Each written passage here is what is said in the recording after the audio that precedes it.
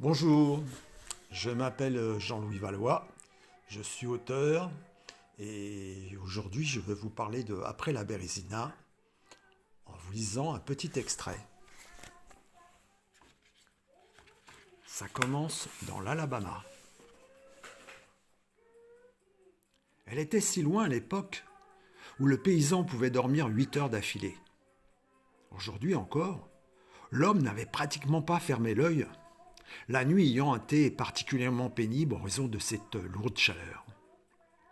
Là d'écouter le calme de l'obscurité, l'insomniaque avait devancé les premières lueurs et les chants de ses coqs en pensant que de toute façon c'était un mal pour un bien. Finalement, toutes ces tâches à effectuer dans les terres aux alentours de la ferme et cette chaleur orageuse incitaient à en résorber au maximum avant le début de l'après-midi. Ensuite, le soleil ou l'orage écraserait tout, même les meilleures volontés. La bâtisse en bois était encore immergée dans son atmosphère nocturne.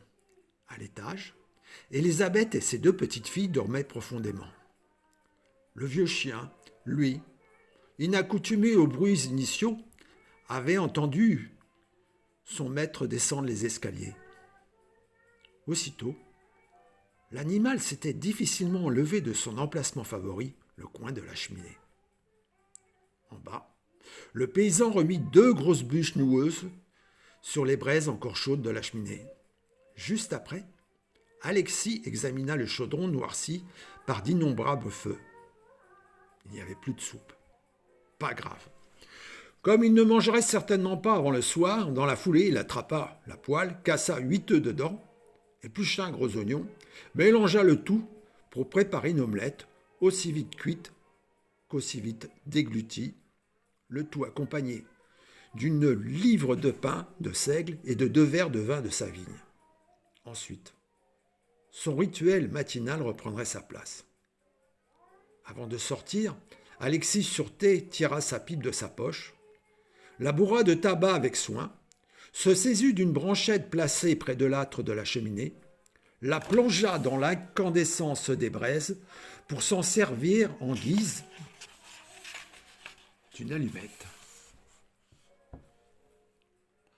Sa main gauche frotta énergiquement les moignons droits de ses 2 doigts coupés, qui prenaient maintenant l'apparence de la branche dévorée par les flammes renaissantes. Enfin, l'être matinal glissa dans sa musette une gourde d'eau fraîche, une autre de vin, et décrocha son vieux chapeau d'épaisse paille jaune suspendue au-dessus de la porte d'entrée ouverte. Souvenir de la France. Sur le pas de la porte, Alexis se détachait par sa grandeur, ses larges épaules, ses cheveux longs et son teint buriné. De loin, la statue ressemblait à celle d'un Indien de cette région. Les poings sur ses hanches, Alexis examina le ciel fiévreux, jeta un coup d'œil autour de lui pour admirer tout ce qu'il avait bâti de leurs mains. Il sourit en observant le bâtiment tout au fond. Rien, pas un trait de lumière. Sa dernière construction tout en bois datait du printemps dernier. Le paysan envisageait à l'époque d'en faire une bergerie. Mais depuis 3 mois, d'autres habitants s'y terraient.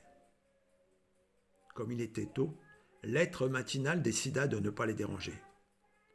De toute façon, il savait bien, dès qu'elle serait levée, Élisabeth irait leur porter à boire et à manger.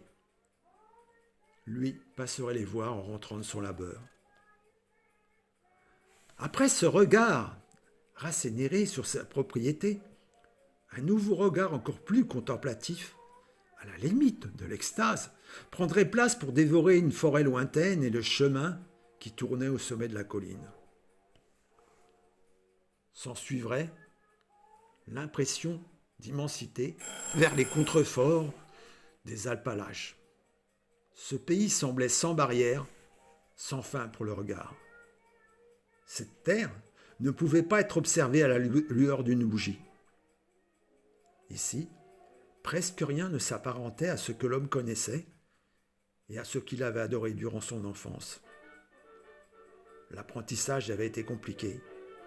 Ici, il avait fallu tout défricher, tout construire, tout apprendre à cette terre et s'accommoder des étés chauds et moites, des cyclones tropicaux et des ouragans.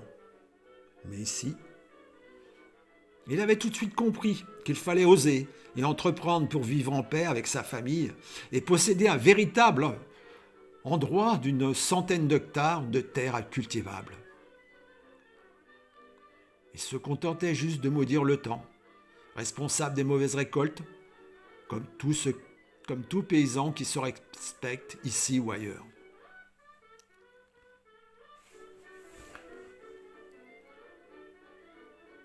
Vu des alentours, le décor prenait un aspect différent. Les autres habitants ignoraient guère que dans la ferme, le couple cultivait du riz, du froment, de l'orge, du seigle et des légumes pour leur consommation personnelle. Et qu'Alexis Sûreté, aidé de son épouse, élevait également des volailles et même quelques vaches, assurant un excellent lait. Mais subsistait une incompréhension de la part de ses voisins quant à leur refus de planter l'or blanc. Sauf que pour cette culture, il fallait une importante main-d'œuvre. Or, en arrivant, Alexis avait conscience d'un esclavage odieux dans les plantations. Le soldat se souvenait. Quelques années plus tôt, il avait cru se battre pour la liberté des hommes. Malheureusement, ici, dans les plantations, la situation semblait pire. Des hommes restaient enchaînés au coton, privés de liberté et des rêves américains sans fin. Toutefois, il était écrit que ce matin-là ne serait pas identique aux autres matins et qu'aujourd'hui son ouvrage attendrait. En effet, en avançant le cou pour scruter le chemin qui se perdait, Alexis aperçut une douzaine d'hommes en train de bivouaquer sur les hauteurs de sa propriété. De suite, il reconnut l'uniforme du soldat au poste de garde. Ah, le général n'avait pas perdu de temps. Non convaincu, il était revenu 8 jours plus tard avec des renforts.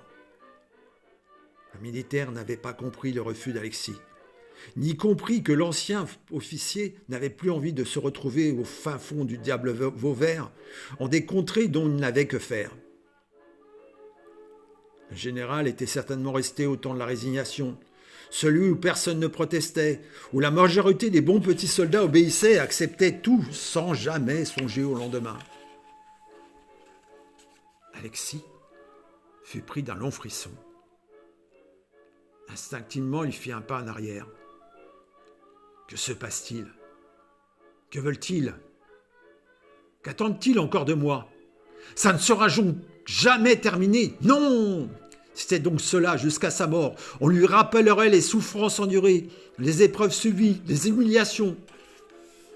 Des images violentes, refluées en désordre, soulevant un flot de silence étouffé, d'ombres familières, d'égarements, de hurlements. Dire que quelques minutes plus tôt, ils contemplaient le bonheur construit de leurs mains, et subitement, ce général et ses soldats foutaient tout en l'air. Quelle injustice, quelle honte! Ils n'avaient pas mérité cela, bien sûr que non. Le haut de son visage et de sa mâchoire s'était contracté.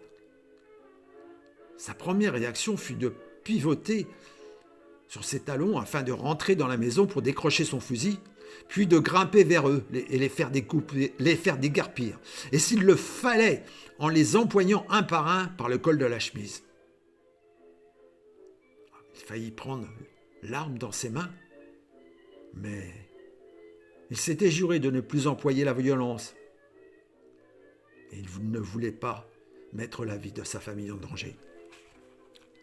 Alors, si vous voulez voir la suite, après la Bérésina, vous pouvez le trouver sur toutes les boutiques en ligne sur Internet et puis le commander chez votre libraire favori et plus particulièrement aux éditions Complicité.